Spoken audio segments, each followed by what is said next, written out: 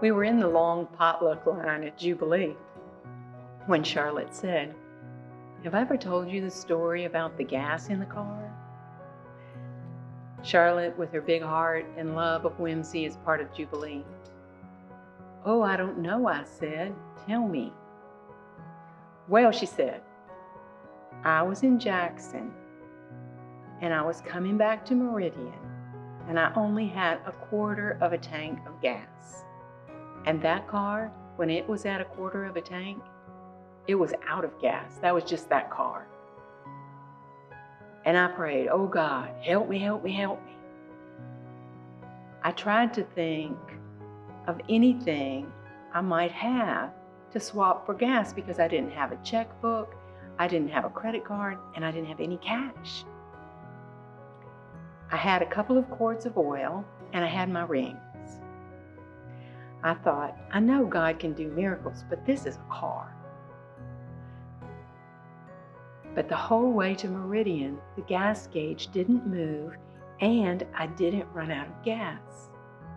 I kept driving and it kept saying a quarter of a tank. And when I got to Meridian, I still had a quarter tank of gas.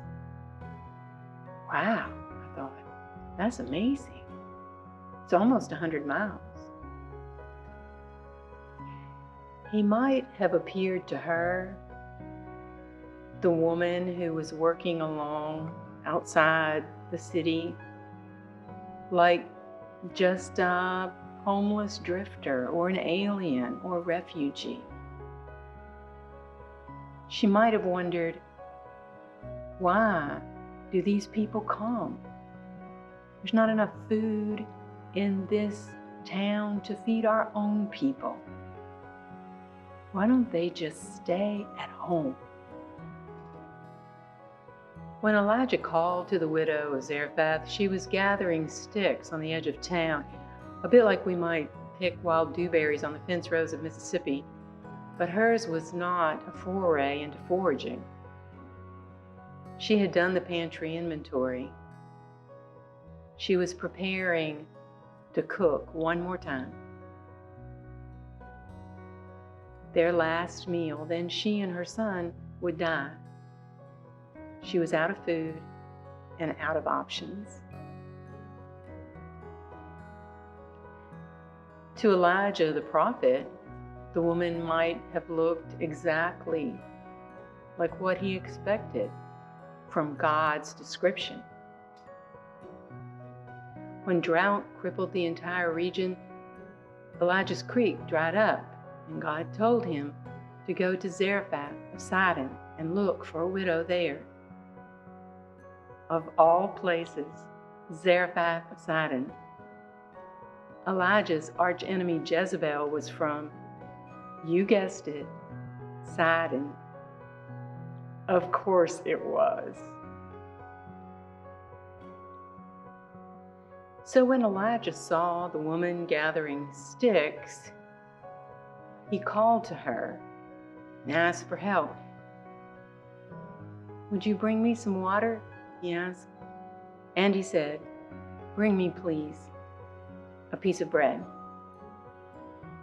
That's when the woman explained that she was destitute and on the verge of starvation. You know the story from 1 Kings 17. Elijah persisted and promised that God's provision would come through her generosity. And so it was that Elijah and the woman and her son became an unlikely trio who experienced God's miraculous provision. The oil and the meal did not run out till the end of the drought. This story is often told to illustrate God's provision or hospitality or faith. And there are so many interesting characters and so many more curious details that it could fill a novel. Here's one. Elijah, the fancy prophet of God. Elijah, who received airdrop takeout sausage biscuits from ravens or whatever the meat and bread was. Elijah who called down fire from heaven. Elijah who watched the breath come back into a child when he prayed. This very Elijah received the miracle of enough humility to ask another person for help when he needed it. Charlotte and I have a lot in common. We love to laugh, to care for others, and to celebrate God's surprises. Here's one more thing we have in common. We know the uncommon miracle that comes from God through another person when we find the courage to ask for help. I'm Elaine, and I'm looking for loose change.